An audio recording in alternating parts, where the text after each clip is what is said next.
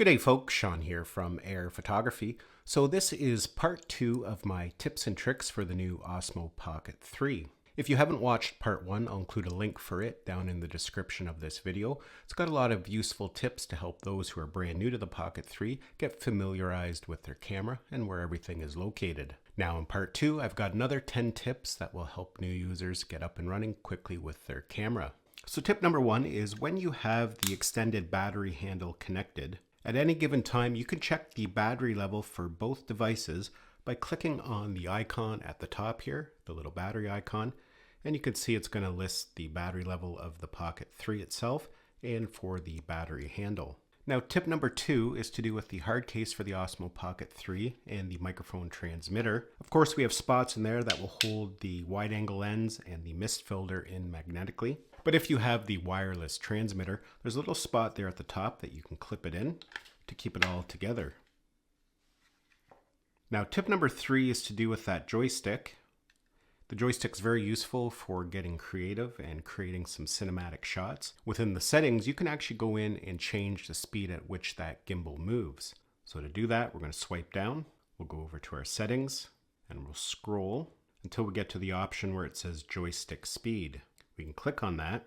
And at the side here, we actually can adjust the speed of the gimbal. It goes from a speed of 1 all the way up to 7, 4 being the default. And on the other side, we can actually control the zoom speed as well. Again, that can help you get a little bit more creative, add a little bit more precision to your zooming. With it, we can go from speed 1, again up to speed 7. Now tip number 4 is just like the Action 3 and the Action 4, the Osmo Pocket 3 supports timecode. To access all the timecode options, we can swipe down to go into our settings. Then we're just going to scroll down. You can see there we have an option for timecode. You can see the current timecode, and from here we can change all our settings. This is very handy if you're going to be filming with multiple cameras and you want to sync everything up in post. It's not a feature that everybody's going to use, but it definitely can come in handy in some scenarios. Now for tip number 5, it's to do with noise reduction and sharpening. This was first introduced on the Action 4, and we can adjust it on the Pocket 3 as well. To access these settings, we're going to swipe over from the right hand side, and down here at the bottom you can see we have an option called image adjustment, and you can access that from both Pro mode or normal mode. So to get to the settings, we're going to click on that, and then we're going to select custom, and on the right hand side you can see we have the option of noise reduction. Right now it's set to 0, and from there we can go to +1 or we can go to -2. On the other side we have our sharpness.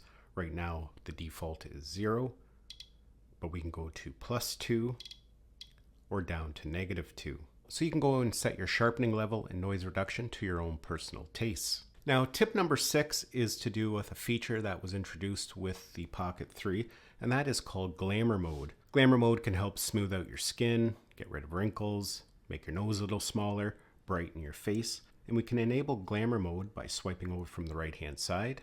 And again, you can access this setting from both the Pro mode or the normal mode.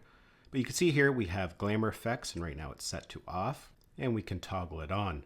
Now you're going to get a message saying in order to adjust the Glamour effects, you have to connect to the Mimo app.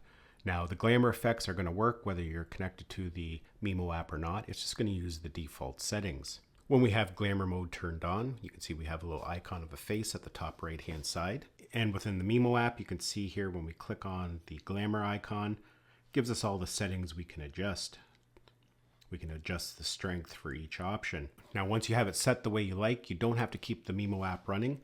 You can shut that down. All those settings are going to be retained within the Pocket 3. So tip number 7 is to do with zooming. The Osmo Pocket 3 is capable of a 2x digital zoom. And the normal way to do it is by using that little slider at the side there. You can see we can slide up and down. But you can actually switch the zoom capability from the side there down to the joystick. So if we just tap on it, you can see now when we press up and down on the joystick, it's going to zoom in and out. Now we can still go side to side on the joystick, but that up and down movement has now been changed to zoom. But not to worry, if you want to be able to move the gimbal up and down, that button at the side that used to be our zoom was changed to the up and down movement of the gimbal. So you're still able to access all the features. Now tip number 8 is again to do with the joystick. This joystick has multiple functions. Of course, we can use it to move the gimbal up and down, side to side. But if we press and hold, that's going to lock the gimbal. So it's going to lock it pointing forward or whatever angle you have it set at. That can come in very handy when you're trying to get certain styles of shots. A double press of the joystick is going to recenter the gimbal, and a triple press is going to put it over into selfie mode.